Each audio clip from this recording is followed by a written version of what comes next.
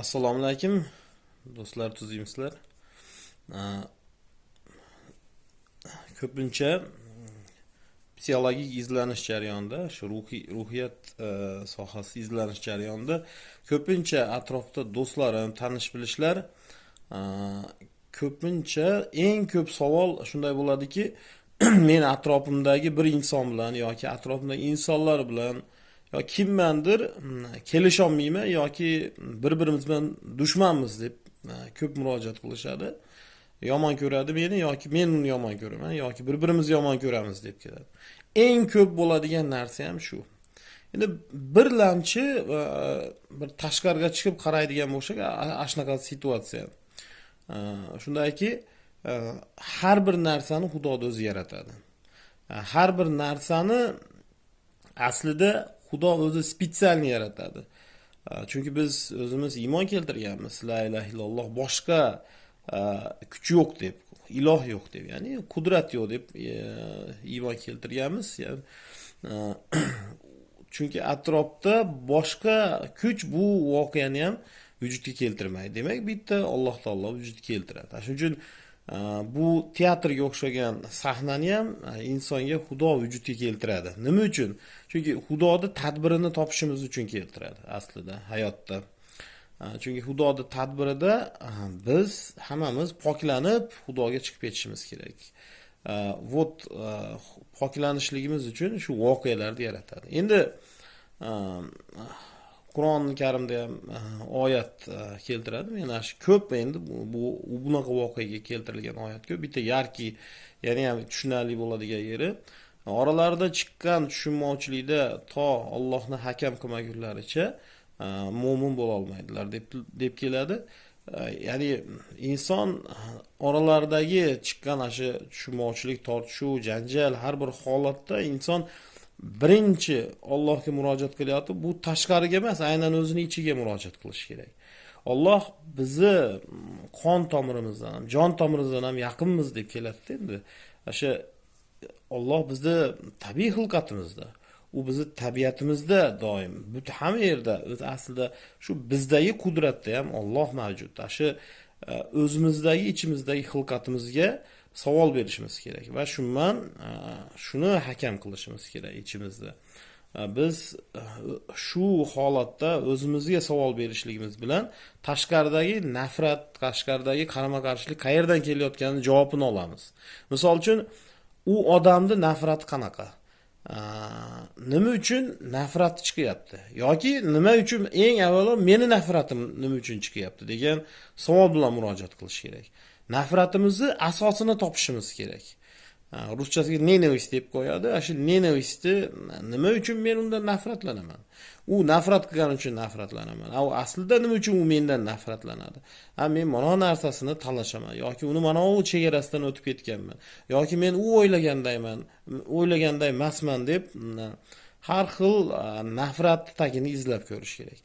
Aslida tashqaridagi insonni sizdan nafratlanayotgan, dushman qilib sizni chizib olgan odamni hech qanday ayb yo'q.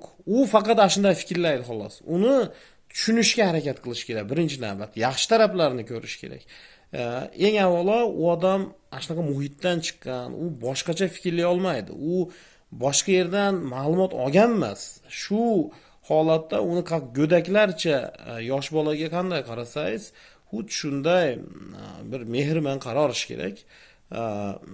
Bu qiyin imtihon, lekin uning uchun o'zingning ustingda inson ishlab, yaratuvchidan boshqa qudrat bu voqeani uyushtirib dunyoda yaratmasligini tushunib yetishimiz kerak. Chunki undan boshqa qudrat yo'qligini va shu holatda qarshimizdagi o'sha nafrat bilan turgan insonga ham tushunish bilan munosabat qilishni boshlaganimizda bizda tabiiy bizdagi nafrat tog'lari ham erishdi boshlaydi. Tabiiy bizda normal mehr bilan bir munosabat kelib chiqadi.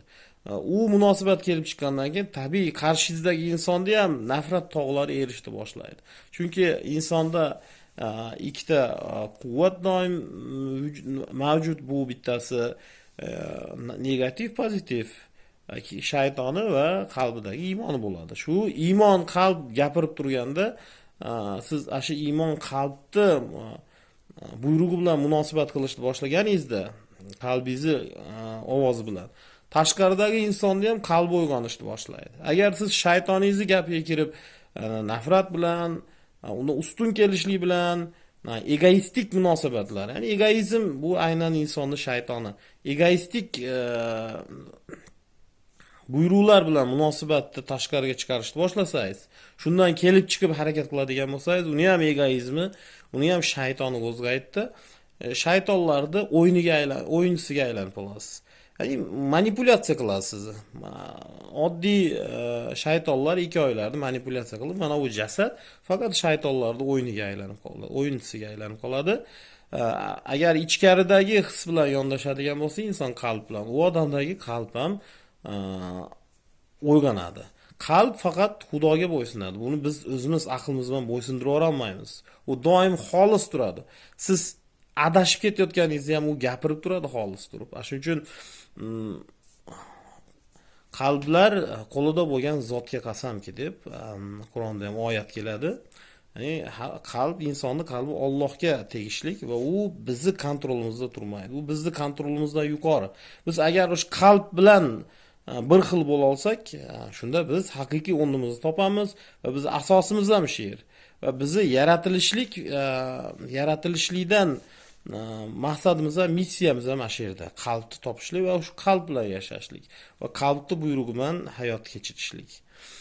Shuning uchun aynan shu qalbga quloq solib, tashqaridagi insonlar bilan ham doim isloh jarayoniga kirish kerak va siz aynan nima uchun qiynalayotgan narsangizni o'zingizni nafratingizni o'rganish orqali topishingiz kerak. Chunki voqeadan qiynalayotgan inson faqat o'zingiz. Shu o'zingiz qiynalyapsizki, demak siz o'zingizda hamish shu o'zingizdagi nafratni asosini topishingiz kerak. Tashqaridagi har qanday voqea sizni ichingizdagi ichki holatingizni отраженияsi bo'ladi. Xolasangiz shu egoizni, shaytoningizni bergan xulosalariga qarab ergashib munosabat qiling.